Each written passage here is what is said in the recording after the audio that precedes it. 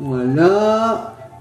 Et voilà, on a fini le montage de ta nouvelle vidéo. Ah, coucou les petits copains et copines, comment allez-vous? Ça va? Alors aujourd'hui, c'est une nouvelle vidéo un peu spéciale parce qu'en fait, voilà, Ellie s'est enfuie. En fait, ça va être une vidéo que je vais vous présenter moi. C'est une vidéo un peu bonus où je vais vous présenter quelque chose d'un... Oui, Ellie est à côté, elle est en train de vendre la mèche. Donc en fait, je vais vous présenter des ordinateurs, mais pas des ordinateurs communs, vous allez voir. Donc on se retrouve tout de suite après le générique. Moi, ce que je voulais vous dire, c'est que cette vidéo est donc bonus. Elle sera en plus des vidéos normales. Ne vous inquiétez pas, les vidéos avec Ellie continuent. Allez, à tout de suite après le générique.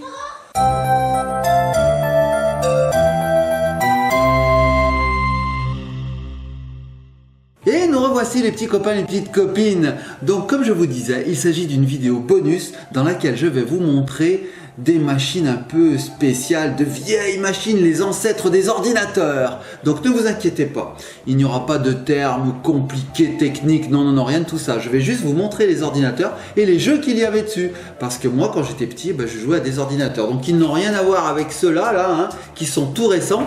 Mais je ferai à chaque fois une comparaison avec ce matériel contemporain, ce matériel d'aujourd'hui. Vous verrez un petit peu, c'était vraiment archaïque à l'époque.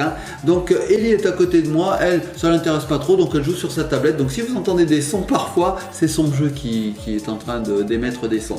Voilà, donc on va se retrouver tout de suite avec le premier ordinateur. Je vous laisse découvrir. Allez, à tout de suite.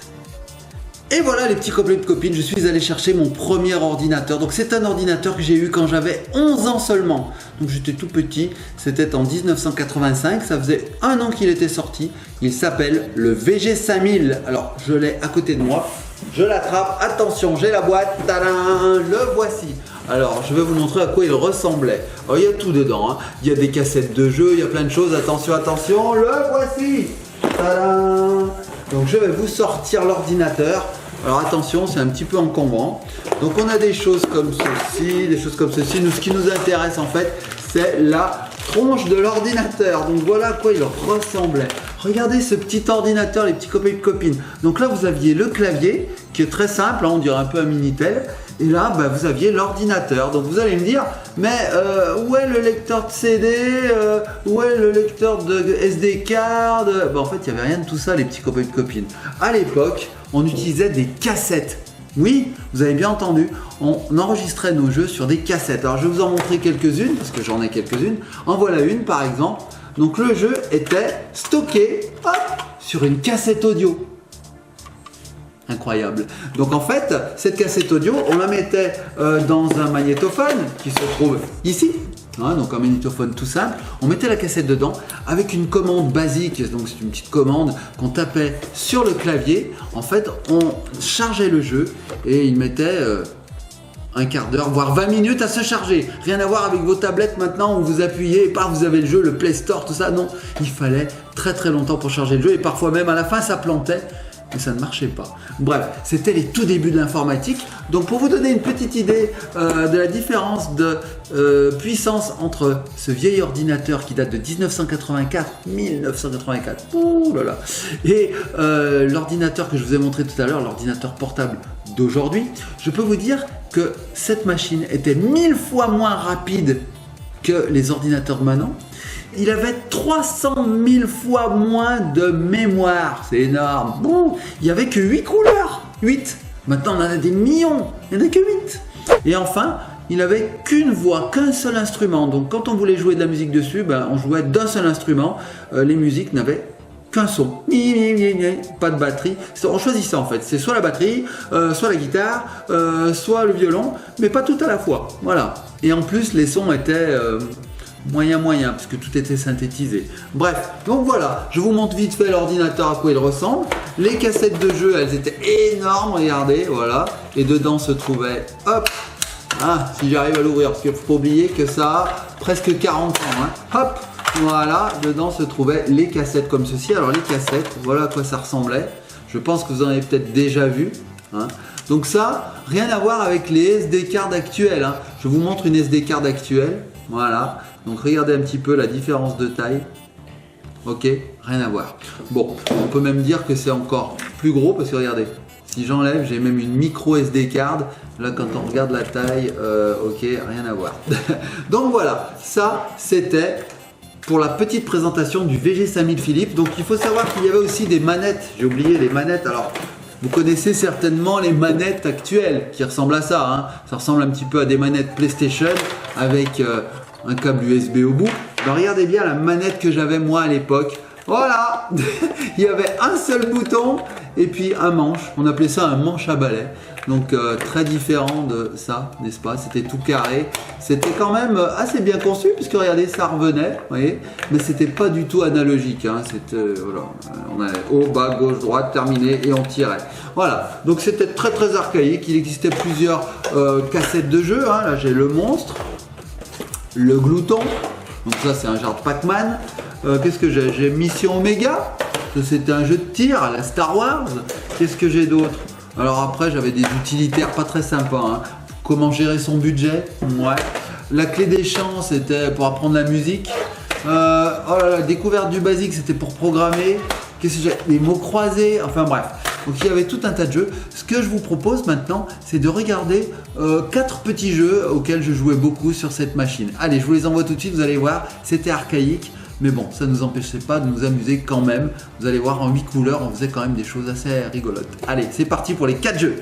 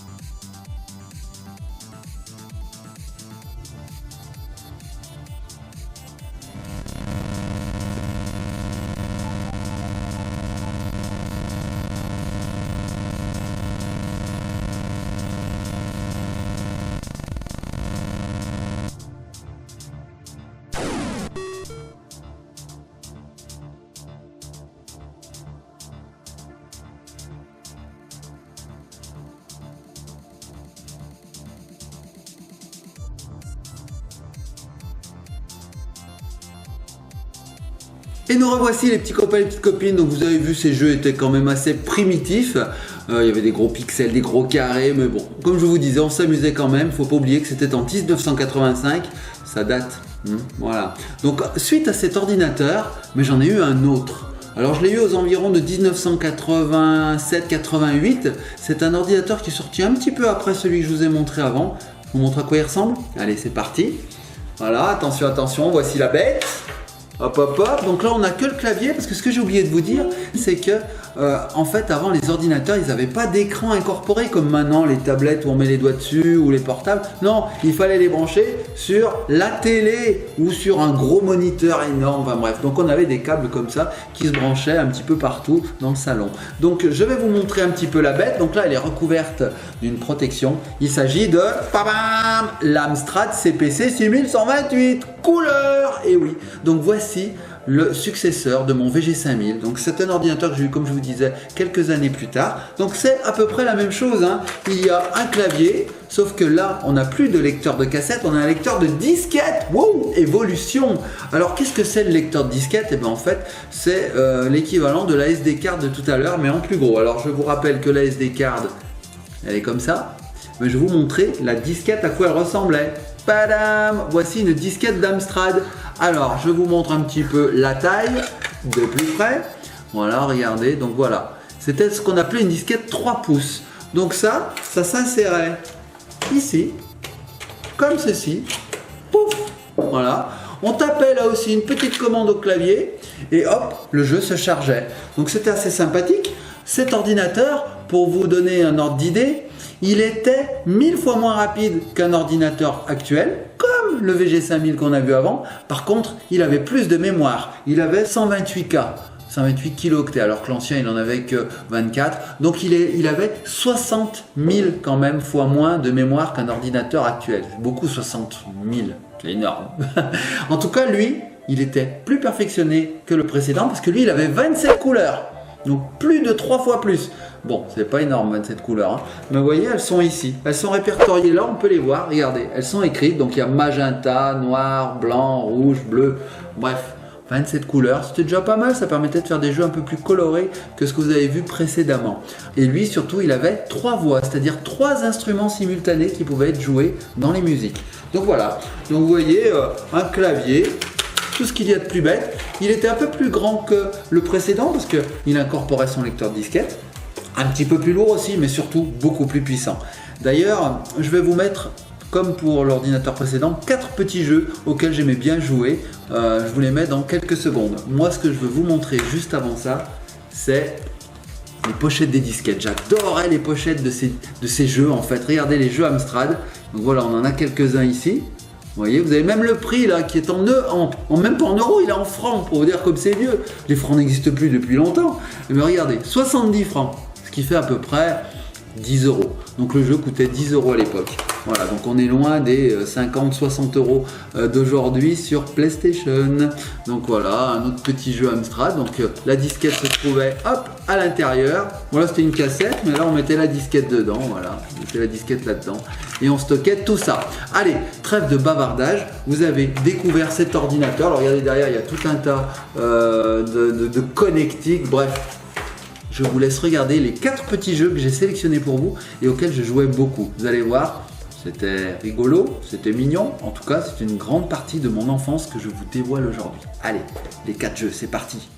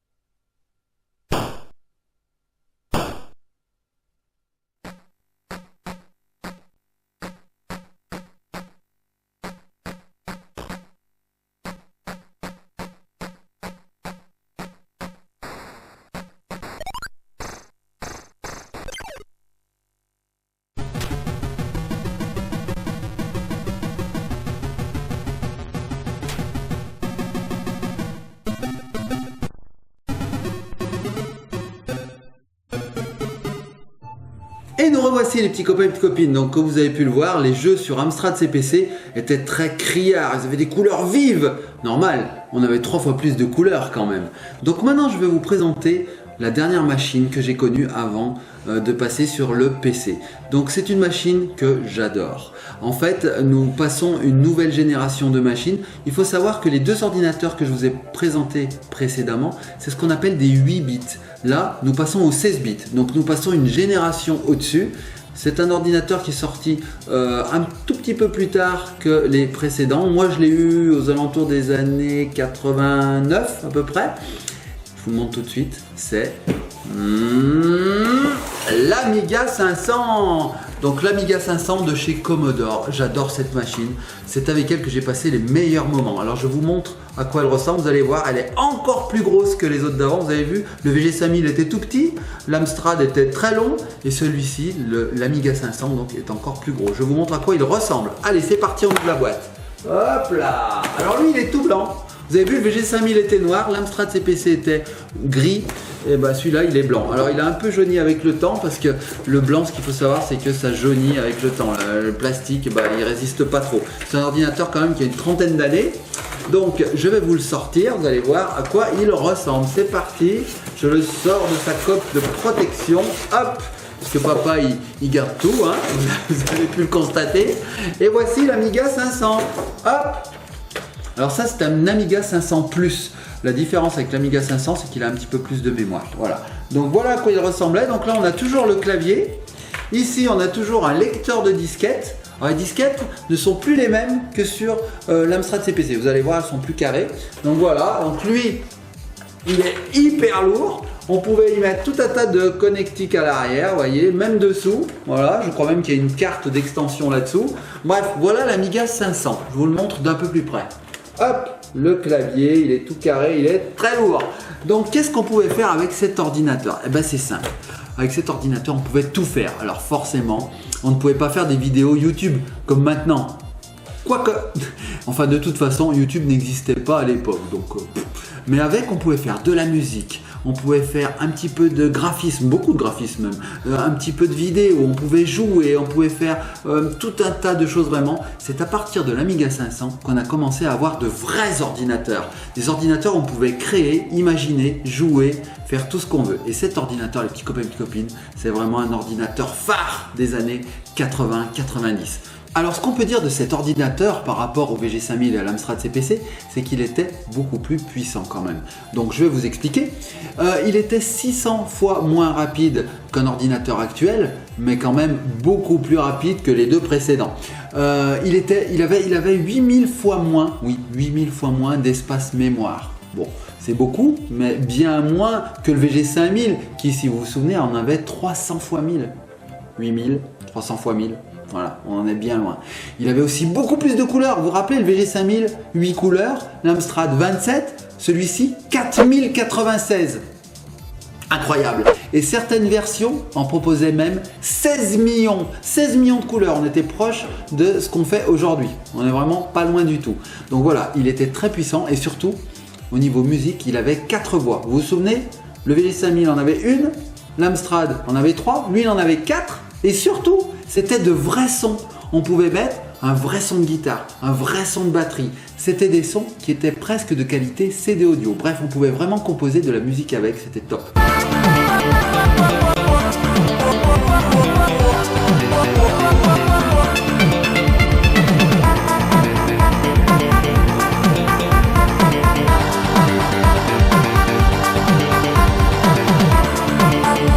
Donc voilà, l'Amiga 500. Donc avec venaient des jeux. Je vais vous montrer à quoi il ressemblait. J'en ai quelques-uns à côté de moi. Regardez bien. Alors on avait de tout. Ah, c'était top. Hein. On avait par exemple des jeux de guerre avec Midnight Resistance. On avait des jeux de tir, des shoot 'em up avec Override par exemple. Celui-là très très rare les petits copains et copines. Hein. Je vous le montre. Retenez-le bien parce que vous ne le verrez pas souvent. Je suis même sûr qu'il y a eu moins de 200 exemplaires vendus dans le monde. Alors regardez-le bien. Incroyable. Ensuite, on avait des jeux d'aventure un petit peu, hein, Lost Patrol, sympa, Croisière pour un cadavre, un jeu en 3 dimensions. Et oui, cet ordinateur savait faire la 3 dimensions. Alors que l'Amstrad, il peinait, et on parle même pas du VG5000, vous avez vu un petit peu les jeux en 3D, bref. On a aussi d'autres shoot'em up comme Agony. Je vais vous le montrer d'ailleurs après Agony, hein, il est très très beau. Nous avions des jeux d'aventure très connus, celui-ci, je ne sais pas si vous connaissez les petits copains et copines, mais peut-être que vos parents connaissent, Monkey Island, très connu. Donc ça c'est le numéro 2. On avait, alors là, incontournable, puisqu'il existe encore de nos jours ce jeu-là, Street Fighter. Bah oui, donc là c'est Street Fighter 2, le plus connu des Street Fighter je dirais. Voilà, donc un jeu de bagarre. On avait Flashback, un jeu d'aventure, mi-aventure, mi-action, très connu aussi. Qu'est-ce qu'on avait? Alors on avait des jeux, c'était pas tous des tops, hein. Ils n'étaient pas tous réussis. La preuve, regardez celui-là, ça c'était une vraie daube. Alors on peut se dire, waouh, c'est énorme, la jaquette est grosse, la boîte est grosse, il y a une belle illustration. Quand on l'ouvre, regardez, waouh, on a plein de choses dedans, on a des notices, on a de la pub, on a des disquettes. Alors je vous avais promis de vous montrer les disquettes. Voici à quoi ressemblaient les disquettes de l'Amiga, toutes carrées. Donc quand on compare avec une SD card, voilà, on est loin de la taille actuelle et surtout de la capacité. Parce que ça faisait environ 1 méga, 720 kilo, mais bref, ça faisait environ 1 méga, alors que ça fait, voilà, celle que j'ai là, elle fait 16 gigas. Donc pour tout vous dire, dans cette petite carte SD, on peut mettre, je vous le dis, 16 000 disquettes comme ça. 16 000 disquettes comme ça, là-dedans. Ça fait beaucoup, hein. Donc voilà les petits copains, les petites copines. Je vais vous montrer un peu plus ce jeu. Hop, regardez. Le nombre de disquettes qu'il y avait là-dedans. Regardez. Regardez. Rien que pour ce jeu. Regardez. Donc là, on était en droit de se dire, le jeu va être terrible. Et en fait, c'était une grosse daube. Bref, ça arrivait parfois. Hein. Il y avait parfois des jeux pas terribles. Bon, c'était le jeu, ma pauvre Lucette. Alors, qu'est-ce qu'on avait d'autre? On avait aussi des compilations, comme ici, une compilation de 3 jeux. On avait des jeux de ninja. Et puis tout un tas de jeux de simulation, comme ici, un simulateur d'avion. Voilà. Donc vous voyez, là aussi, il y avait le prix. Alors, ils étaient un peu plus chers que les jeux Amstrad. Regardez, hop, j'ai là 120 francs. Voilà, soit à peu près 20 euros. Bref, je vous propose de regarder 4 des jeux auxquels je jouais le plus sur cet Amiga. C'est parti!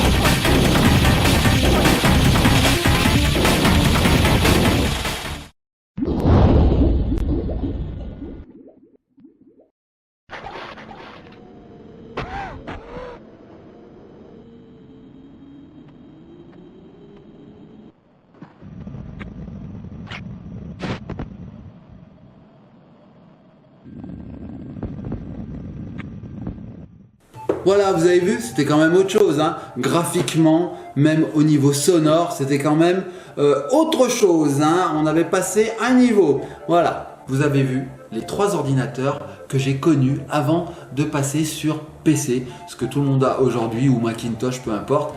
Mais voilà, c'était donc les 3 ordinateurs que j'ai possédés moi-même. J'en ai eu d'autres, mais c'est vraiment les 3 plus marquants que j'ai eu. Donc l'Amiga, l'Amstrad CPC et le VG5000 pour faire un petit retour chronologique inverse. Voilà les petits copains et copines, j'espère que cette vidéo vous a plu. Moi ça m'a fait plaisir de partager avec vous une partie, un pan de ma jeunesse, parce que ça c'était vraiment ma jeunesse, j'étais un gros joueur de jeux vidéo, je programmais aussi, je faisais de la musique, bon, j'étais un petit peu multimédia, d'où Ellie's Magic World aujourd'hui. Voilà les petits copains et copines, dites-nous si vous avez connu ces ordinateurs, j'ai un doute quand même. Si vous, les parents, vous avez connu ces ordinateurs, mettez-le moi en commentaire. Mettez-moi aussi les ordinateurs que vous avez connus et que je n'ai pas montré aujourd'hui. Je sais qu'il existait le Commodore 64 par exemple, le ZX Spectrum, le ZX81. Bref, il y avait tout un tas d'ordinateurs, l'Atari ST ou même de consoles. Bah oui, la Mega Drive, la Super Nintendo. Mettez-moi en commentaire ce que vous avez connu. Je serais content de savoir quel a été votre background, comme on dit. Voilà les petits copains et copines, je vous fais de gros bisous, likez, partagez, commentez. Comme je vous disais en tout début de vidéo, ceci est une vidéo bonus. Vous avez vu d'ailleurs, elle est postée un matin. Ce soir, il y aura la vidéo avec Ellie, ne vous inquiétez pas. Gros bisous, à bientôt et surtout, abonnez-vous et on se laisse, sur quoi on se laisse? Bah je sais pas moi, sur Street Fighter. Allez, Street Fighter.